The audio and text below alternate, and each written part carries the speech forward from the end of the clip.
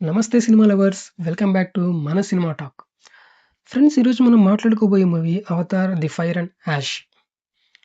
ఈరోజు నేను కొంచెం లేట్‌గా లేచా.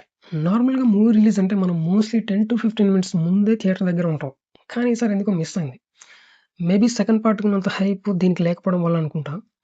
మూవీ కూడా 2-3 డేస్ తర్వాత చూద్దాం అనుకున్నా. బట్ మన రాజమౌళి గారి ఇంటర్వ్యూ చూడడం వల్ల కొంచెం హైప్ తెచ్చుకొని మూవీకెళ్ళా. So, coming to the movie.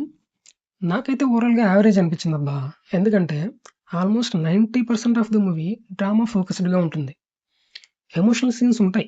But మనం అంతగా కనెక్ట్ అవ్వలేం. ప్రీవియస్ పార్ట్స్‌తో కంపేర్ చేస్తే ఈసారి ఎమోషన్స్‌కి అంతగా కనెక్ట్ అవ్వలేదు నాకు. ఆఫ్‌కోర్స్ విజువల్ పరంగా చాలా బాగుంది. అండ్ దట్ టూ మనం ఆల్రెడీ లాస్ట్ పార్ట్స్‌లో చూసిన లెవెల్‌లోనే ఉంటాయి visuals. There is nothing new.